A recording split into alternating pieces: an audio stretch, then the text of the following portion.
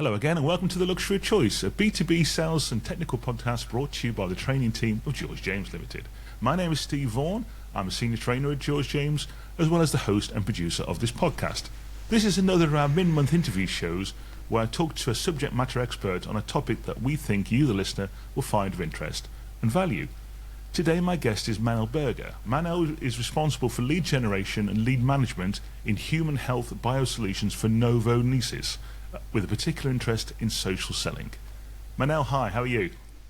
Hello, Steve. I'm so happy to be here. I'm a big fan of this podcast since its beginning, so Thank you. Thank you for having me. That's really kind, thank you. We're delighted to have you here, and I think you know my colleague Pascal, of course, from a previous generation. So what we normally do with the guest interview really is just get the person obviously say a little bit about themselves first to start with, so the audience knows a little bit about yourself before we then go into talk a little bit about your area of interest and expertise, really. So could you just give the listener just a bit of a background as to yourself, what it is you do, and a bit of your career, if you could, and that would just help us get into the conversation. Absolutely. So most of my experience in the last 15 years has been in sales operations and sales management in several companies in human health, biotech, and medical devices. Okay. You could say that in the is sales an art or a science question, I clearly walked towards the science part of it, so right. to let the artists do their thing. Okay. And the organisation you work for now, it's a new organisation, I think you said, yeah? It's a merger of two companies, yeah? Absolutely. We are in the midst and very excited about this big merger, especially in Danish terms, but of course in any term. And among other things, my team owns much of the lead gen and lead management efforts right. in the human health biosolutions, as you said, part of the big company. Sure.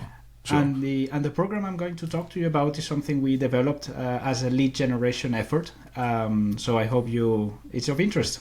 I'm sure it will be. So let's get right into that, really. So there's never enough sales leads for salespeople. It's a constant theme whenever I talk to salespeople, whenever I work with salespeople. Leads and good leads and qualified leads and all those important things, really. But what does that mean for you in your business and your responsibility in your role, Manel? How does that Absolutely. work for yourself? Which is social selling, right? What is social selling? It's generating business opportunities through social media, in this case, LinkedIn and only LinkedIn. We are in a B2B complex sale. If one thing I discovered in B2B is that it tends to be very quickly P2P, person to person. Right. So we developed this social selling methodology. You can as well use it for job seeking, or you can as well use it for promoting your content. So it's really something that improves and increases your network in LinkedIn.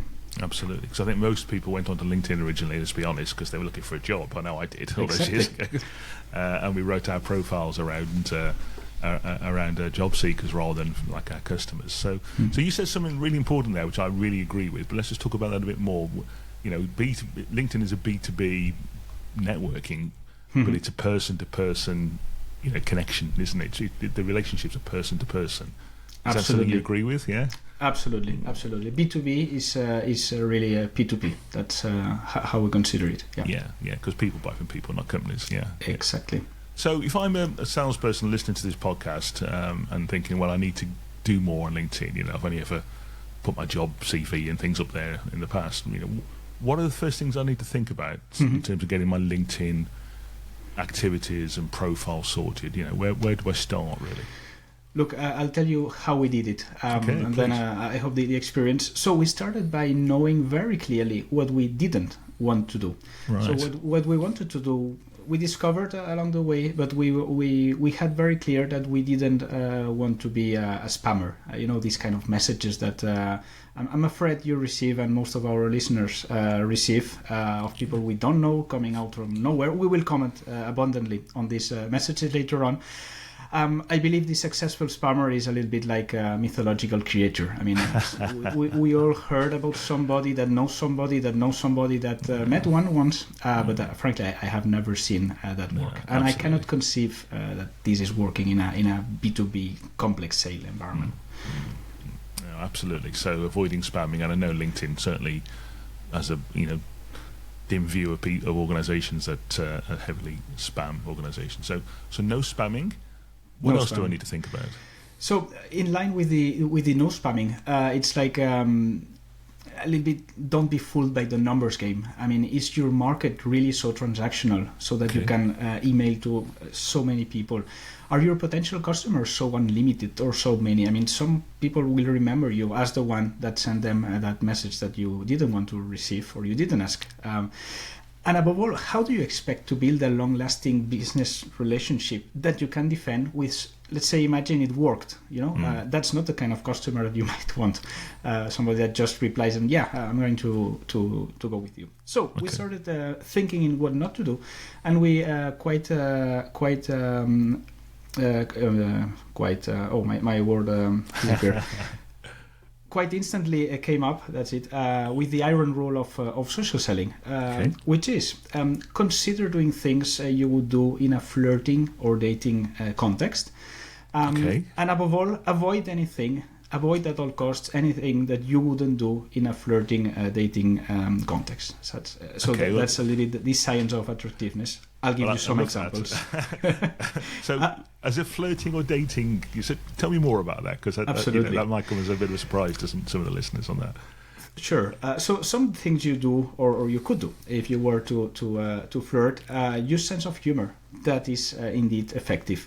Have a completely bespoke approach. Maybe the worst thing of these spamming messages is they look really so copy-pasted from person to person. And frankly, if in a flirting environment you say exactly the same line that can be applied to everybody, like, oh, you have beautiful eyes, frankly, it sounds cheap, demeaning, and completely disrespectful. Doesn't inappropriate, really? Yes, yeah. Exactly. Yeah. Add some lightness to the conversation. We are in the era of emojis. I mean, there was a time, Steve, where emojis didn't exist. Do you remember that time? That was hard. Me too, yeah. And then some don'ts. Don't skip steps. I mean, if you're writing to me, tell me, how did you find me? Why did you write to me?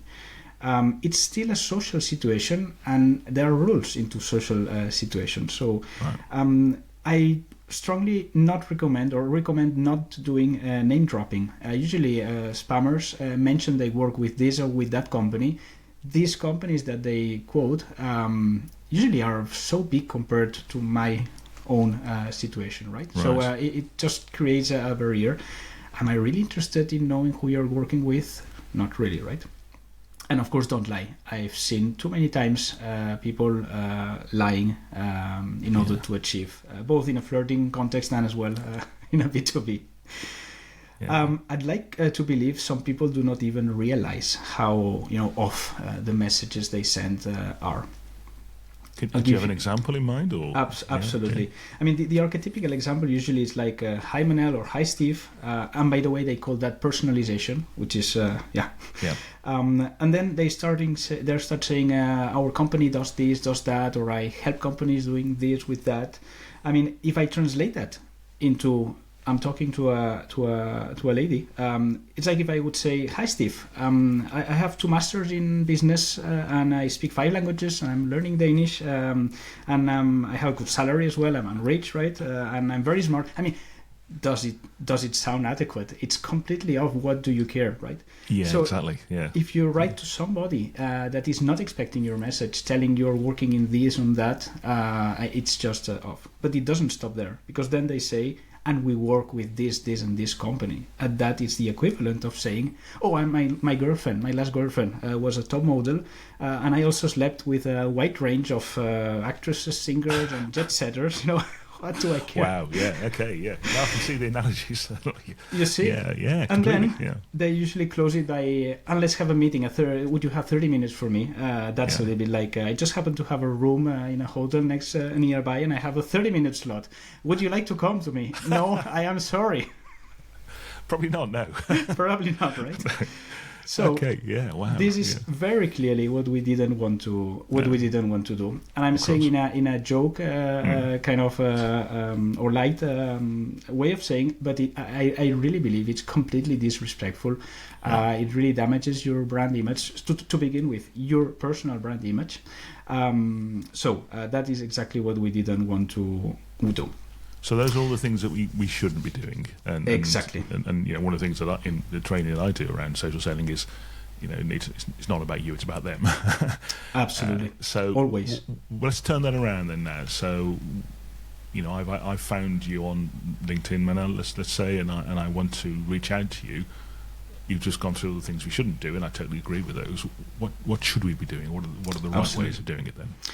So when you write a message, so first of all, the message you write needs to be a connection message. Forget about emails. Emails are, I mean, the definition of an email is an email I don't want in, kind of. So this is in-mail, just as a terminology thing. This is in-mail that you can use in the Sales Navigator, the paid version of LinkedIn, yeah? Exactly. Yeah, and I agree totally with that, but we'll come back to that. But yeah, carry on, connection request, yeah. Thanks for pointing out that. So the issue in a connection request is you only have 300 characters to use, and you're writing to somebody that you don't know yet. And as you said, Steve, it's about them, not about you, but what do you have? What do you have? You have nothing. So the message has one and only one objective, which is that the person pushes the button or clicks into connection accepted or accept connection. Absolutely. Instead of ignore and then the most satisfying ever, and I don't know this person. So how do you achieve that? The way we do it is we show respect and consideration for the person. And what is respect and consideration at this stage? It's simply showing that you took the time to read their profile. For example, you start by telling them, how did you find them? And that can simply be, I found your profile while surfing in LinkedIn. Or, I saw your post about this, or I saw that you liked that, or whatever. Okay. And then you tell them what it is that you saw in their personal, and I underline personal profile, that appealed to you. Don't talk about company achievements. Because it's person to person, yeah. Exactly. Yeah. Exactly. So, do we have connections in common? Maybe. Did we go to the same university, or did we start our career in the same company? Do we have a similar career journey? Is the career like what I would like to be in 20 years from now? Is that person career inspiring? So praise is nice to be used, but of course always with a reason. Of course, yeah. So we're looking for reasons to, you know, looking for things that have sparked interest, things that you've got in common, reasons to make the person think, oh, this person's, you know, reaching out to me, has made an effort. It's just not a standard connection request. The person who's sending me a connection request has bothered to find out a bit about my world. Absolutely. Right. People tend to be nicer than we think. Yeah. I think it's right, yeah. And people tend to like their lives and their careers more than we think. Hopefully. Hopefully, yes. And then you close it by telling that you would like to stay connected. You don't even suggest you're going to reach to them as if you became best friends. That's another thing we see done often. So a nice connection message, and then next day you're bombarded with a very, very long text. Yeah. I'm sorry, I accepted your connection. We didn't just become best friends because of that.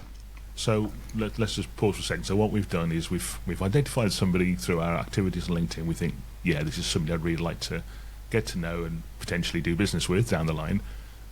Our objective first off is like getting an appointment, I suppose, really. Our objective first off is to get the connection request. So as they used to say on Star Trek, because I'm being really old here, we've opened a communication channel. That's all we've done, isn't it, really? We've just opened a channel, yeah. Exactly. Okay, great. So the first reason you don't suggest you will reach to them immediately, it's because it's a risk of, you know, that people do not want that. And the second reason, it's because you will actually not reach to them immediately. As I said, just because they accepted your connection, it doesn't mean you became best friends.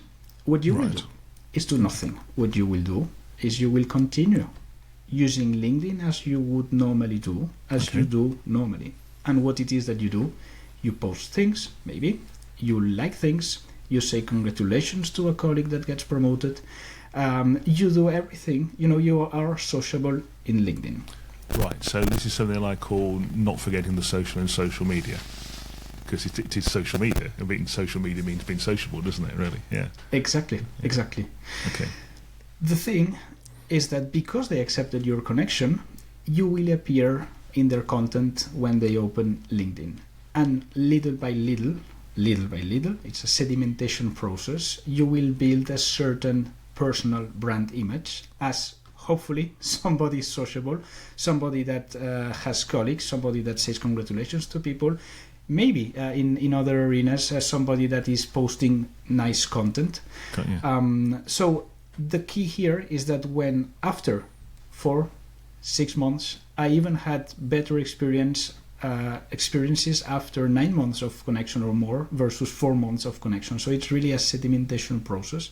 But after months of building this personal brand image of yourself, when you reach to them, the cold message will be a little less cold, and that's the key of the whole thing. Okay, so it's a long term. It's not that you work a lot during a week and then you obtain immediate results. By the way, if you try to connect with a lot of people in a single week, LinkedIn will disable your profile. So do not even because it will detect you as a spammer. Okay? Right, got you. So do not even try to do that. Gosh. It's a little by little, week after week process that at a point really comes naturally to the person. So there's some really fascinating points there, Manel. So first of all, on the too many connection requests, is there a number we should try and avoid or stay below, or is it just a common sense? LinkedIn, common sense is 50% of the equation. Okay. The other 50% is unknown because the way LinkedIn tracks this is completely unknown. So, for example, what I can tell is if you are looking to somebody else's or other people's profiles, even if you don't ask for the connection, this will count in your, let's call it LinkedIn spamming counter kind of thing. Right. Got you. In my experience, in a B2B complex sale, the number of real people you want to talk to is so limited. This is not even an issue. Right, but of course, you cannot think I'm going to, send hundreds of connections today. No. And we should point out here that I know there are organisations that sell automation for LinkedIn, and they're definitely a no-no for the reasons that we've just talked about from a spanning point of view. Yeah, absolutely. So let's go back to what you just said also, because I found that fascinating. So we've got connected. So again, let's use the imagine it's you and I. So I found you on LinkedIn. I've written you a nice personalised connection request, and you've accepted it. Thank you. I think instinctively, most people listening to this podcast would want to then say, "Hey, Manel, thanks for taking my connection request. Can we have a meeting?" You're saying not to do that. You're saying is to basically just keep putting useful content on your profile. So when you do send that message, it's a bit warmer. Is that right? Absolutely. Okay. I can tell you sometimes after the connection takes place, I receive a message from the person I connected saying, "Thank you very much, Manel, for your kind words." Because praise as well, praise with a reason, works very well. Genuine praise, yeah. Absolutely. Yeah. So now let's write to them. So some months have passed. Hopefully the person is at least entering in LinkedIn. The person has been exposed to your content. Okay. Hopefully it's content that relevant and appreciated, but at least it builds some awareness of who you are. You still need to bring some flowers, if I may say. Let's meet. It's not still good. We are not skipping steps. Okay. What kind of messages could we write? For example, instead of asking a meeting to just pitch something, ask for a meeting to have their point of view on something. Something like, we are developing a solution for companies similar to yours, and I'd like to share what we are doing to have your point of view. Would you be able to help me, for example? Right.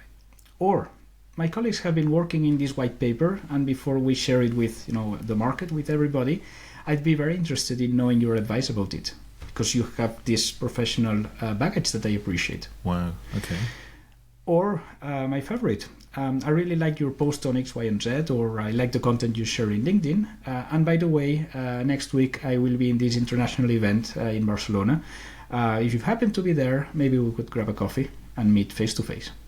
Fantastic. So none of those things are me saying to you, I'm really good at what I do, I've got a great product, can I come and sell to you? in a very simplistic way. What we're saying is, here's, I'd like your help, we'd like your help, we'd like your expertise, we'd like to get your input on something because you're a subject matter expert. I mean, if I'm receiving that, particularly in academic, they love that kind of thing, don't they? I'm receiving that. That's going to make me think, oh yeah, I'd like to talk to this guy. Let me tell him how good I am, effectively. Yes. Yeah.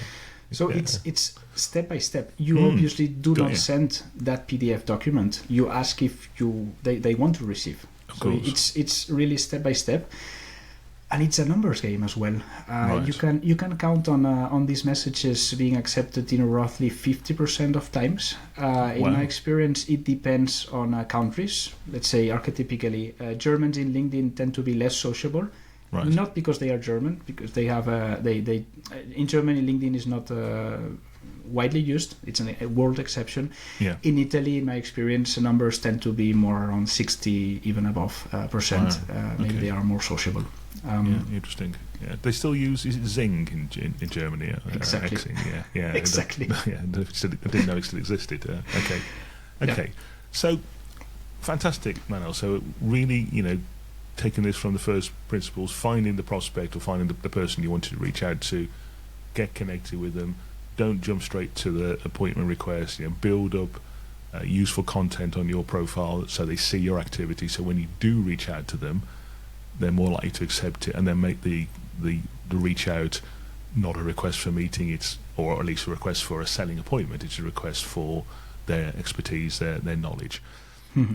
There's something I want to just come back to. Perhaps we should have clarified this right at the start. So, you did say, this is LinkedIn is a B2B networking tool, but it's a person-to-person interface, effectively. All the things we're talking about, this isn't the company we work for doing this. This is me as an individual salesperson, yeah? Absolutely. By the way, it happens often that people change companies. So you might connect to somebody, and then after 9 months, this person is in another position in another company. That's perfectly okay. Of course. You might still want to meet, or maybe you meet to somebody that retires. I mean, everything I'm saying are real examples. Yeah. Somebody retiring is the right occasion to ask, if not published in LinkedIn already, who is the successor of this maybe CEO, and of course reaching to that person as well. Absolutely. in a nice way. Another thing I didn't mention, but of course we know and our listeners know about a B2B complex sale environment. It is often an information-based market. So just the fact of getting together, and you see that often in international events, just conversations, healthy conversations about where the industry might be going to, are a source of value. That's another secondary aspect. Okay, good. I called it lead gen. Yes, of course, you generate leads from that first conversation, and then maybe it develops into a lead. There's a good informational aspect out of it from the moment you're connected, so from the very beginning. And I think we should recognise as professional salespeople, which we are on this, listening to this podcast, that if we're reaching out to somebody on LinkedIn, we're not doing it in a sort of a spammy kind of way, as you say. We're not banging on every door on the street, to use an analogy. We're reaching out on a very targeted basis to somebody that we genuinely believe we have something that will help them or make their work easier or faster or quicker. So we should be proud of that, really, I think, and not feel embarrassed about it in some kind of way. We're doing something genuinely because we think the person we're reaching out to, we can help them, yeah? Absolutely, and everything starts with a list of meaningful accounts. I mean, if you put it in a really lead gen angle, which is fine, I think.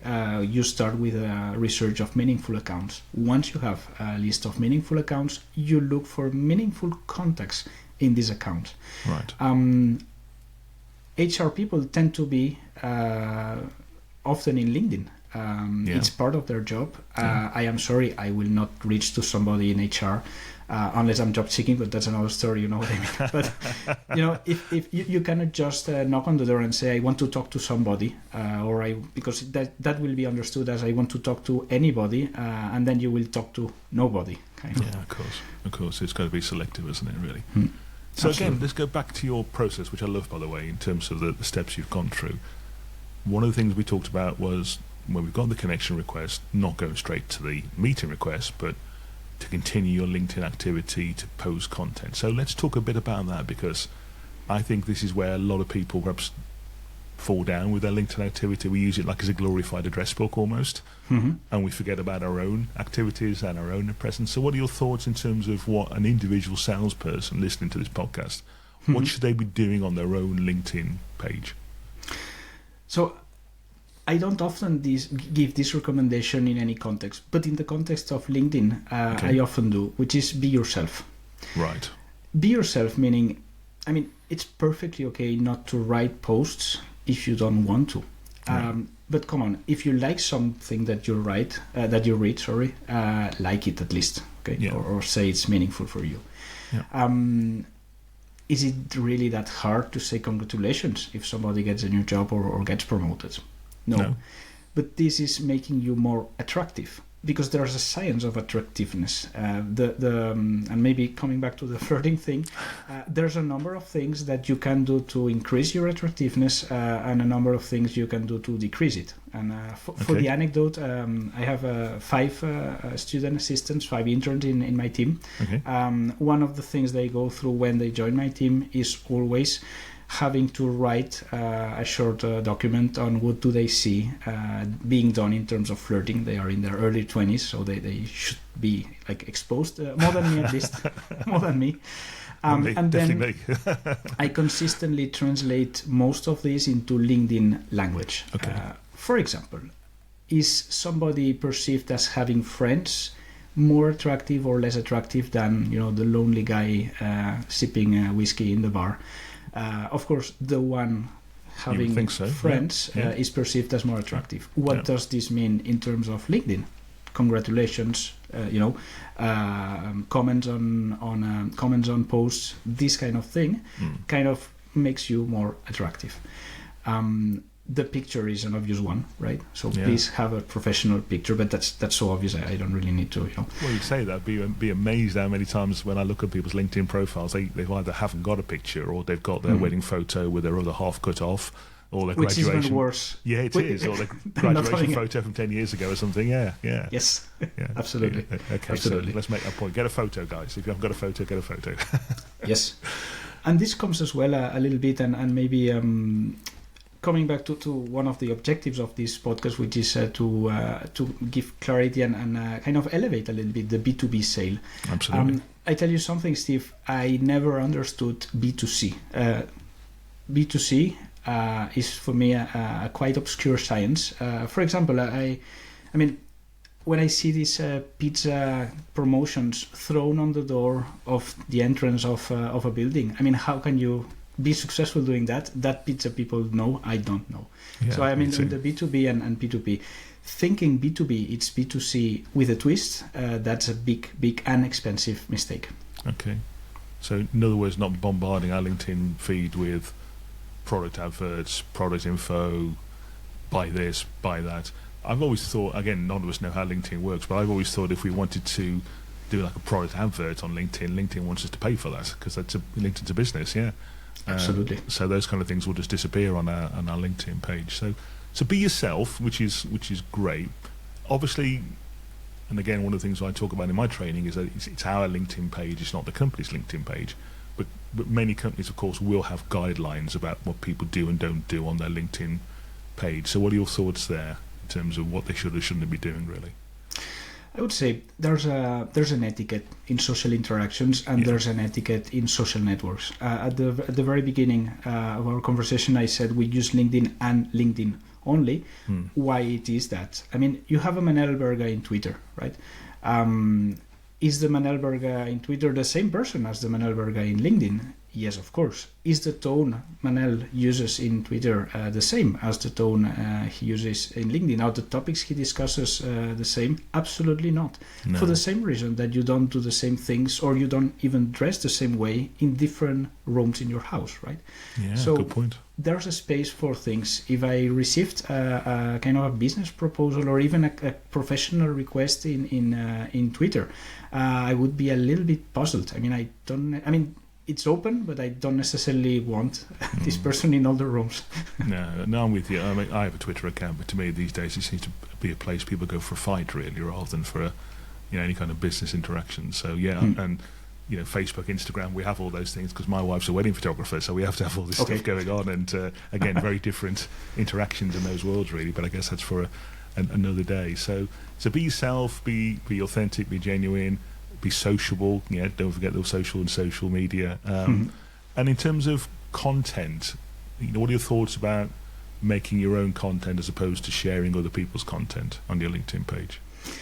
Look, I don't think everybody has the talent to do their own content. Agreed. Now, by the way, with AI, the situation didn't improve particularly. I see more and more long posts that, pretty frankly, are quite uninteresting. Yeah, I just scroll past them. Yeah, It's okay not to be a writer. I mean, a lot of people live perfectly normal lives without having this talent for writing. One of the things I usually do is if I see nice content, I like it, and I can even go as far as to post it or posting it with a sentence that is not becoming a professional writer or copywriter. I try to post post content that makes sense, frankly. Right. It's difficult for me to give kind of an iron rule, like you should do this, you should do that, because this will apply differently to different kind of people in different business environments and even different positions. Absolutely, and I think it's okay to experiment with things, because what's the worst that can happen, really? If you try something and if nobody sees it, well, then at least really. And we've just gone past the 1st of April. It's the 3rd of April today, and my best ever LinkedIn post was one I posted last year, and it was me doing a bit of singing with a band, saying I was going to quit my job to become a rock star. I wish. Exactly. And I guess that's kind of me. That's my personality, because I do like a bit of fun and and a joke occasionally. So perhaps that's me showing the real me on LinkedIn. Is that how it works? Do you think? P2P, as we said. Absolutely. Yeah, a real Absolutely. person. Yeah. I mean, some things are known, like putting a picture makes the post more seen. Yeah. Putting your picture makes the post more successful. Without doubt. But beyond these very basic, and I would dare to say even common sense rules, it really should be what the person feels doing. Yeah, and trust that voice in your head. If you think, I'm not sure this is right, perhaps not post it. In terms of your sort of standards and things, obviously common sense applies there in terms of what you should and what you shouldn't post. But what you just said there was important as well. If you're reposting something, don't just repost it, say a few words as to why anybody would find interest. Yeah. If you want, but there aren't really iron rules that I would say. I mean, maybe one, which is the contrary of elegance, is people noticing you're trying too much. Don't try too much. Right. That's a good point. When I see these long posts that are really not that interesting, posted day after day, most probably I'm going to mute the person. And muting the person means I will not see anything from that person. That's a really good point. Never ever. It's the worst that can happen to that person from a connection, because it completely cancels the effect of the connection request. So absolutely. So just before we wrap up, and it's been a fascinating conversation, Manel, thanks so much for your time today, but I just want to come back to what we were saying a while ago about sort of Sales Navigator as opposed to the free version of LinkedIn. So first of all, nothing that we've said today requires Sales Navigator, I don't think. There's one thing that Sales Navigator allows you, which is to see more profiles that you would normally see. That's an important point. Okay, It seems small. Most people do not notice, but actually it's the main benefit I find in LinkedIn Sales Navigator. I mean, of course, there are a lot of benefits in LinkedIn Sales Navigator. By the way, I don't work for LinkedIn, so I don't really, I'm not advertising it. I mean, you can do all sorts of things. To me, the main asset is being able to see the person. Right. Because some people's profiles are a bit more, or they almost hidden, I think, on regular LinkedIn, aren't they? Yes. Okay. Exactly. And I guess you have more sophisticated filtering and search tools in Sales Navigator than you would have in the standard version. Yes, but again, I mean, if you have a target account, how many users this account will have in LinkedIn that are really? I mean, you can usually look for them in the normal. That's my experience as well.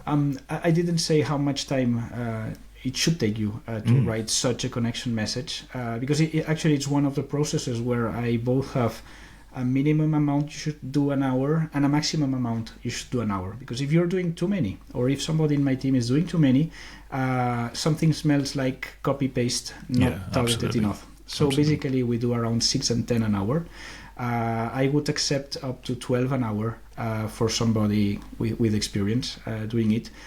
So it takes a good 5 minutes at the very least from a name of a company to find a meaningful target. So 6 to 10 per hour. Yeah, it sounds about right, doesn't it? Yeah. It's completely artisanal. You give me 10, I will do 10 in an hour. You give me 100, I will take 10 hours. That's exactly how it is. Yeah. It's not efficient, it's effective. Yeah, got you. And again, we mentioned InMail a while ago. So InMail is, for those people who aren't aware, is a way of sending a kind of an email to somebody through LinkedIn, but I think also it appears in their inbox in their email app as well, but without being connected. And my view always on that, and I'd be interested in your thoughts on this, is that to me, if I get an email and it's obvious it's an email, the person hasn't really bothered to make an effort to get to know me. Is that how you think? I'll try to be clear within the quorum. To me, InMail is opening the door of your room and finding somebody sleeping in your bed and saying, "Hi, here I am." Okay, tell me more. What I'm trying to say, or the idea I try to convey, is to me, InMail is trying to skip a few steps. Completely. One of the things that I like most about this is that nothing that I said is necessarily new. There was a book that was published in 1999 by Seth Godin that most of our listeners will know. Yes. That is 25 years ago, and that book is Permission Marketing. So everything that you need to know in terms of how to approach people in, let's call it, the digital era. Again, 1999, 25 years ago, is explained in that book. And by the way, the dating, flirting metaphor is used as well in that book. And I'll put that link to that in the show notes, Manel, afterwards. Yeah. Manel, thank you ever so much for today. Is there anything that we've missed that you think the listeners should be aware of in terms of the process you've gone through, the steps you've gone through? Is there any final thought or any final point you'd like to make on that?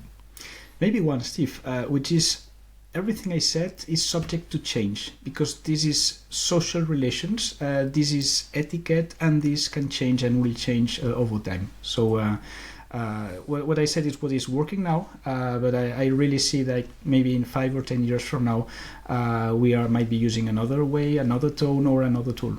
Who knows, particularly with AI and things around the corner, who knows where we're going to be going. Certainly. Absolutely. Thank you very much for having me, Steve. Manel, it's been a real pleasure getting to know you and finding a bit more about your world, and best of luck with the organisational changes you're going through at the moment. So where's the best place for anybody to reach out to you? I guess LinkedIn would be the best place. Absolutely, but in a nice way. Remember the right way to approach it. Yes, I'm sure that people will remember that and reach out to you in the proper way. So thanks again, Manel.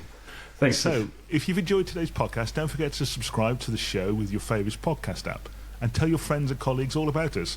We would also love you to leave us a review on Apple or Spotify. It really does help us in lots of mysterious ways. I'll be back again in 2 weeks' time with my colleagues Jonathan and Prue for our second part of our series on effective negotiations. Until then, happy selling, and we'll talk to you soon.